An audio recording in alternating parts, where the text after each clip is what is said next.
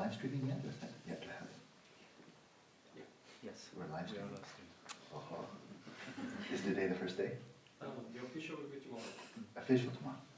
Unofficial today? Yeah. Okay.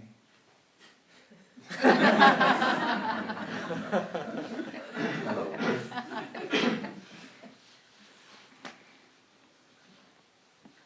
How unfair, because I can't see them. So I'm blind and you can see. So this is the blind leading the seers. Something very odd about that.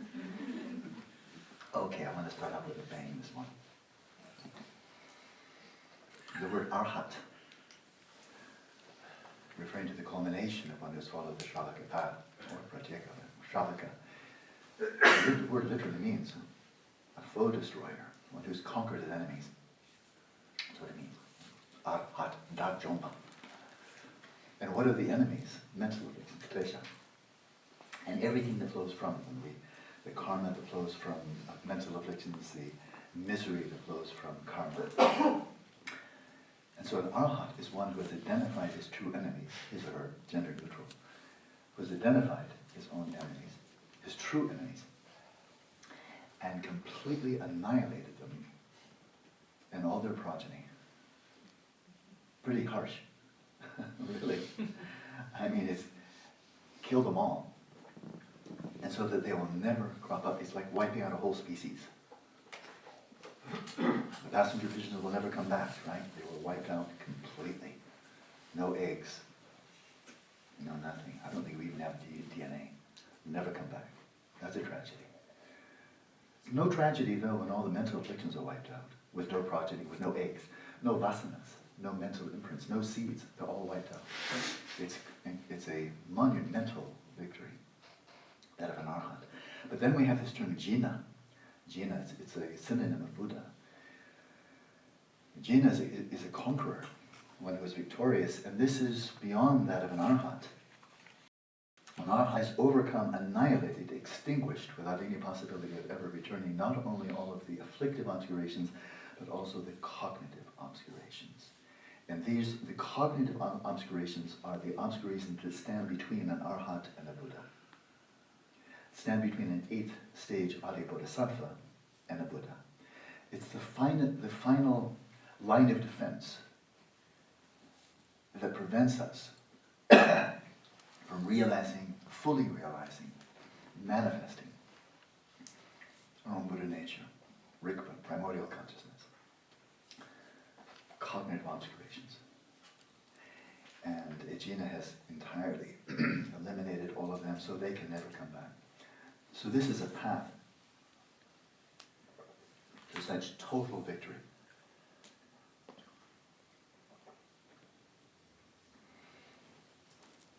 And although this word gives, I think, all of us the creeps, I'm going to use it anyway, because this is the real meaning. Holy war. Holy war. How many times has that word been used in history? Going back to the Old Testament or the Jewish Bible, going back to religions in the East and the West. It's all over the place.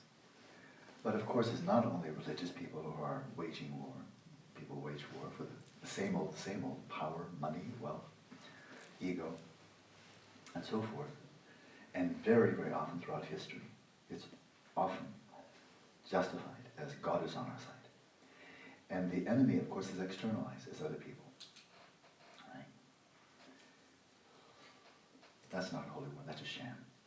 Whether you call it a jihad, you call it a crusade, you call it a holy war, you call it God on our side. It's all just expression of miserable delusion. This is a holy war. This is a holy war. Our only enemies are mental afflictions, representations of Buddhism, condemning close-mindedness, and so forth.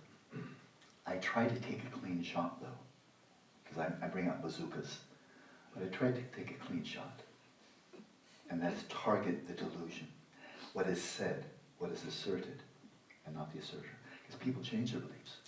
People say one thing, and then they say another. So, delusion, silly statements like, not having any desire for anything to change, that's simply a delusion. But the person who affirmed that, he could have another view tomorrow. He could say, oh, what a silly thing I said. Gosh, I wish I hadn't said it. So if you blow that person away, then he has no chance to change his mind. Right? And that goes for the materialists and atheists and so forth, and fundamentalists and dog-minded, belligerent people all over the place. So this is a holy war. There's no collateral damage. There's no downside. No one suffers. Isn't that wonderful? A holy war in which no one suffers. Only upside. It's only upside, right? That's a very rare war. But these words, these are the words Buddha used. This isn't some militant, right-winger coming out and trying to militarize Buddhism. The Buddha called them arhats. The Buddha called them jinas. It's already there. And if you look at Shantideva, the great bodhisattva, the military analogies run all through this text of a guided bodhisattva way of life. It's really there. It's really full. Let alone going into, Vajrayana. If you look at Yamataka recently, he doesn't look like he's very peaceful. He doesn't look like he would take your mental afflictions out for tea and have a cordial conversation.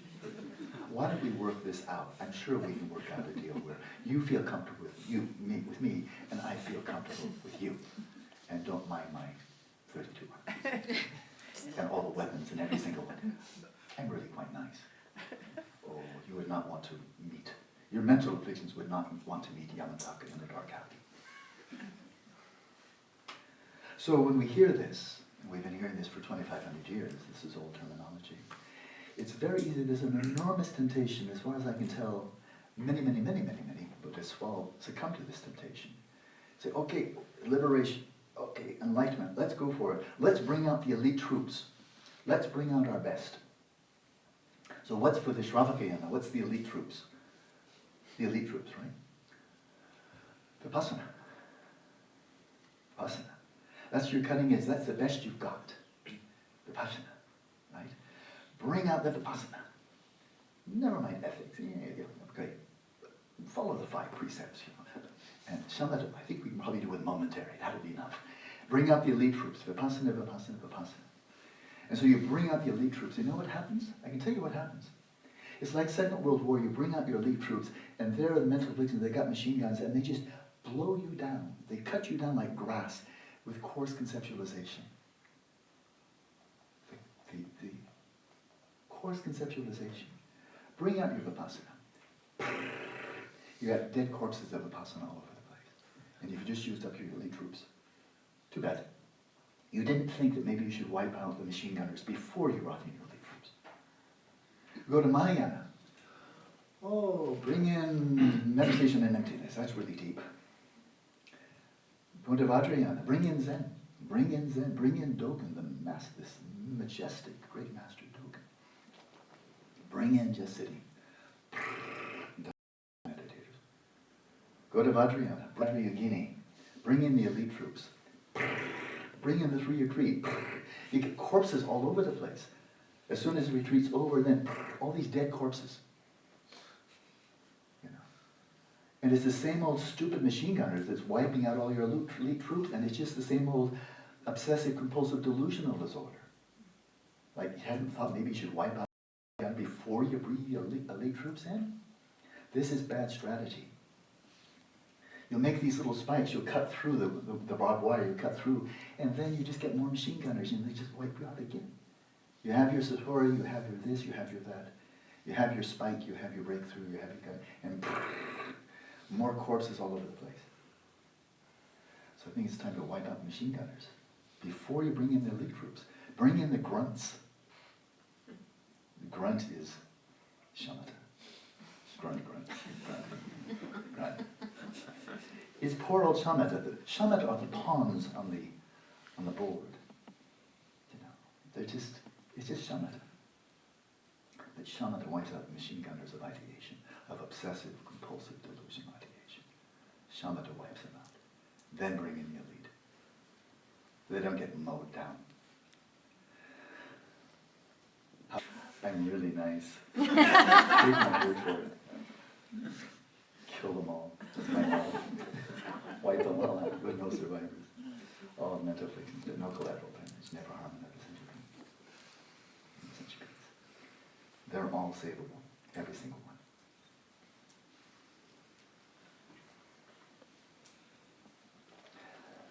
So, in terms of military analogy, the first major phase, central phase of Dzogchen practice, Tek Chö. Look at the terminology. Tek is something gnarly, hard, gritty, hard to get through, impermeable. And Chö means it's William Wallace's big sword, cutting through. It's not one of those little wimpy. Would you like some snails with your death? Would you like an escargot? You know. I love the straightforwardness of this class. We're not playing around here. I'm just going to cut off your head. You'll get no escargot. Because you won't have a head. Texture, you're cutting through. You're cutting through something that's hard and gnarly, and that is reification. Reification of your own mind, of your own identity. You're cutting through conventional reality. Cutting through to a birthright. You are Sanghi Rik, you are of the family of the Buddhas, so take your own birthright. It's not something you may have one day, you already have it, you haven't found it yet. So we come back to our purity of your own pristine awareness, which is nothing other than Dhammakaya. But let's not bring in the elite troops just yet, right? Let's go back to the grunts to make sure that we wipe out those Mahamudra, Vipashyana, and so forth. If you haven't wiped out machine gun nests of the Khapa, they will wipe you out. They will be a war of attrition. You'll do your 3 retreat, your 6 retreat, you'll go off to Burma for 10 years, and if you have not wiped out that, they're going to mow you down. They're so persistent, they will wear you out. You know? And so we have to cut through simple ideation, let alone the big one, let alone finally taking the king in the center of the castle. We have to cut through. And so we come back to this simple grunt practice, Shamatha. But really, the cutting edge of that is this practice right here, which Maitripa calls the pinnacle, the ultimate, the final. This is kind of like bringing in the heavies within the domain of Shamatha. And that is the Shamatha of non-conceptualization, where we're not simply allowing the ideation to die away a natural death as you gradually settle your mind as a natural state. Just watching them all die of old age, basically. Or die of malnutrition, better. I mean, that's kind of a siege approach. You know, surround the castle, just let them all starve to death. Isn't this nice terminology? Cutting off heads, starving to death, wiping them out, you know. Like, okay, here we are. This is real Buddhism. This is not the namby-pamby Buddhism, making friends with your mental afflictions. This is not psychotherapy. This is war.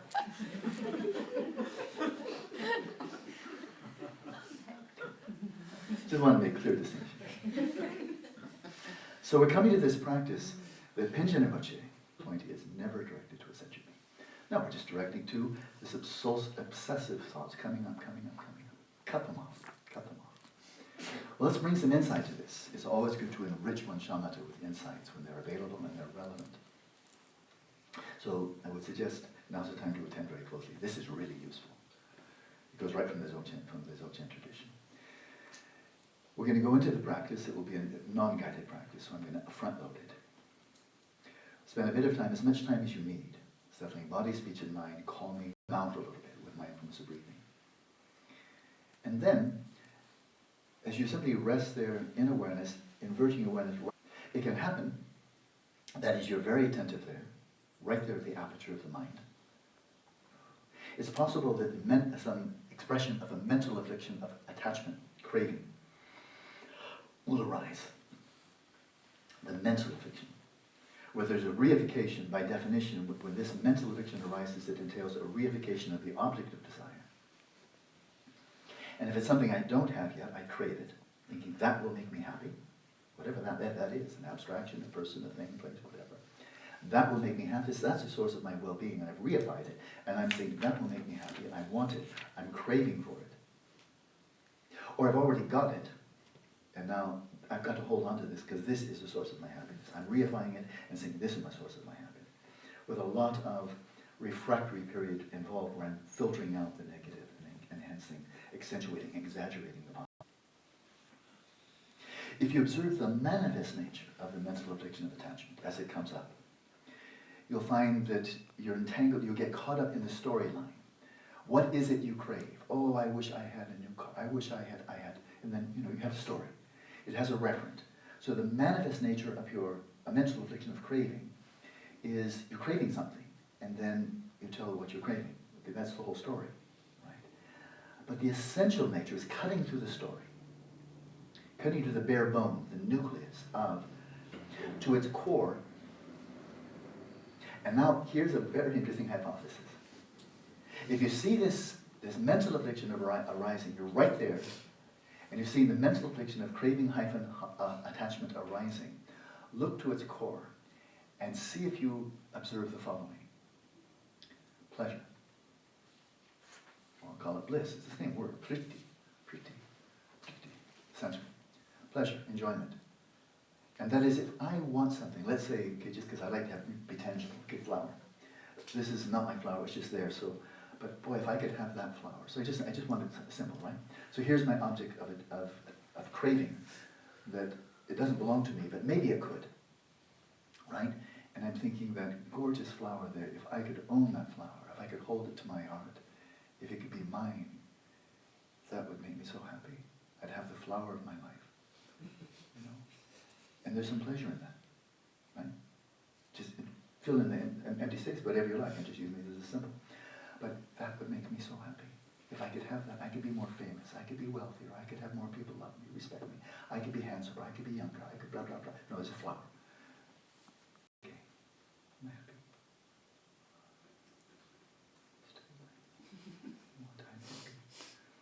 Attachment has happiness in it.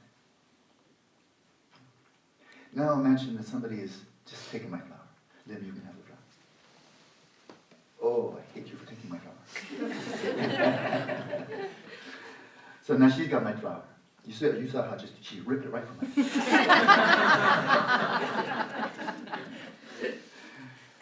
And so now I'm so upset. Anger, resentment, hostility, hatred, malevolence, and so forth. Oh, I can't stand that awful woman, Lynn, just ripped it from my hand. She took the flower of my life. And imagine this, again, I'm making this very silly because no collateral damage, right? But imagine it's real. That was silly, this is silly. Because she's my enemy, of course not. But actual anger is arising. Got to get back. When you cut through, I'm upset with her, I'm upset she took my flower, and so forth. When you cut through the manifest nature, cut through the essential nature, when anger is blazing, I'm engulfed, I'm inflamed with anger, hatred, malevolence, malice. So it's bright, it's sharp, it burns, it's acute, it's luminosity.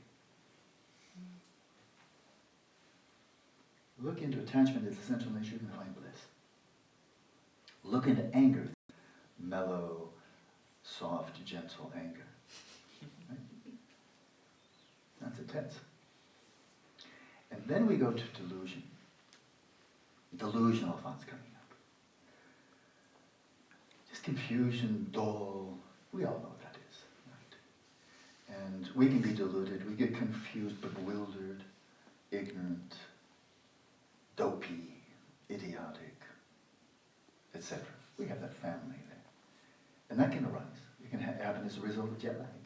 It can happen as a result of various things, brain damage and so forth, but it just happened. If very little sleep and I've been working hard, maybe too much, then I'll notice sometimes, oh, my mind now is relatively stupid. I'll recognize it. Oh, I can see I tried to do something and my mind wasn't up to it. Like I tried to lift 25 pounds and my mind couldn't do it. It's like, oh, 25 pounds, whoa, like that. So with very clear discerning intelligence, I can say, oh, my mind's stupid right now. Better not try to use it. It won't serve me well. Right now my mind's stupid. Right? My mind's dull. Don't try to use it. Better just give it some milk and go to bed.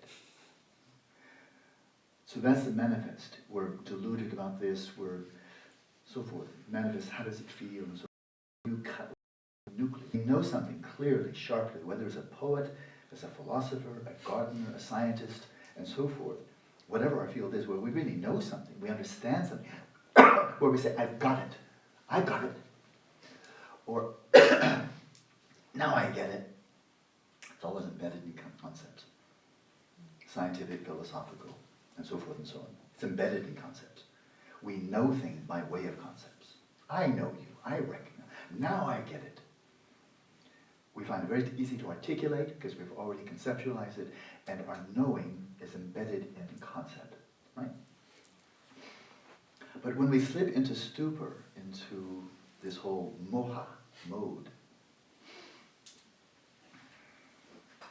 and you cut right through to its nucleus, you'll find there, in the very essence of delusion, bewilderment, stupor, and so forth, non-conceptuality.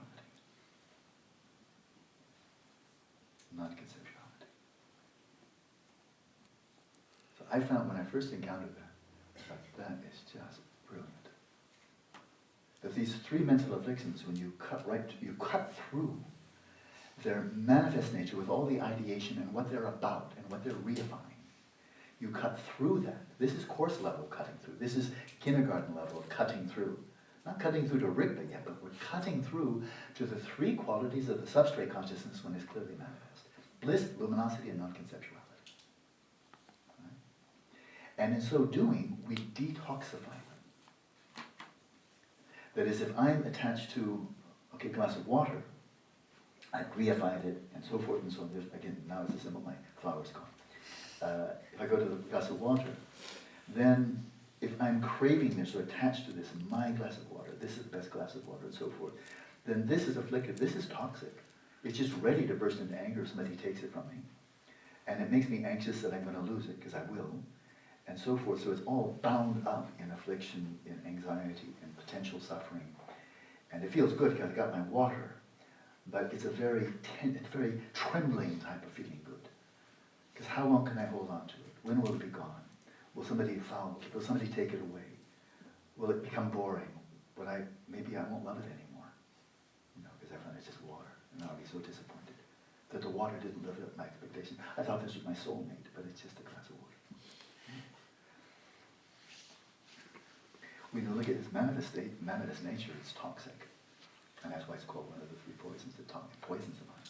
Toxic. Joy is not toxic. Joy is not toxic. It's one of the qualities of the substrate consciousness, no problem. And likewise anger. I'm angry at anything, anyone, any place, anything, any idea, angry at materialism, what have you. And when the anger is there, we see if one is angry at reifying, whether an ideology, a person, an institution, place, and so forth and so on, that's afflicted. It disturbs the mind, it disrupts the mind. Right? And we cut through it to that brightness, that sharpness, that intensity. We detoxify. We detoxify. Because intensity, luminosity is not toxic, it's not a poison, it does not afflict. It does not afflict. Right? And of course, in cutting through, then the reification is vanished. Because it's not angry at this or craving for that. We've just gone right into its nature. So it's not explicitly reifying anything. It's just sheer luminosity, intensity. And likewise, there's nothing toxic about non-conceptuality. Otherwise, the Buddha's mind would be infinitely toxic. Because the Buddha's mind is non-conceptual. Right? The direct realization of emptiness is non-conceptual. The direct realization of Rigpa is non-conceptual. So if non-conceptual were a problem, then those would be all big problems. But in force, they offer liberation. But here's the critical point, and then I'll stop. And that is that the non-conceptuality, the non-conceptual awareness has to be imbued with cognizance. If it's not, then it's simply unknowing. We're back to avidya. Avidya. And when the avidya is shrouded in non-conceptuality, then it very easily turns into delusion. In the first moment of not knowing the dream, in the second moment you misapprehend the dream as something that is not, namely objective reality. So here's the strategy. And that it is a strategy. This is what I find so brilliant about the Buddha Dharma in general. It's not just saying suffering is bad, evil is bad, let's overcome it, bring in the elite troops. But it's saying, yeah, suffering is bad, the sources of suffering are bad, but we have to be smart here. But bring in your first troops, second troops, the first wave, the second wave. Bring in strategy. Bring in military strategy. And this is what the great conqueror taught. It is ethics, samadhi, and wisdom. It's the six perfections, starting with generosity. It's Shamatha, Vipashyana, Tekchut and Chökyi, Padmasambhava. That's strategy. Good. It's going to be easier from now, because you won't be wiped out by them anymore, because you actually conquered. And then you move into Vipassana territory, and you conquer the delusion of reification, including the reification of yourself as a sentient being, the reification of your mind as being intrinsically delusional. Conquer that, eradicate it, annihilate it. When those two are down, oh, it's a cakewalk, we say in American English. Then, enjoy your day. Because now just receive the pointing out instructions, be introduced to the view of Dzogchen. Then you cut through the conventional mind, cut through the substrate to Rigpa. And you'll be able to remain there. That's the whole point. Once you cut through Rigpa, you've got a really easy job. Don't do anything, right? Rest in Rigpa. And then you may augment that, most people do, with the Chökyi. The Chökyis.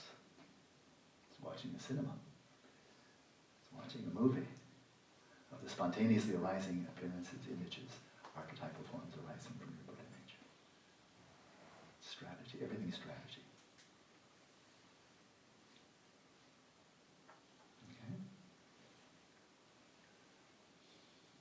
Okay?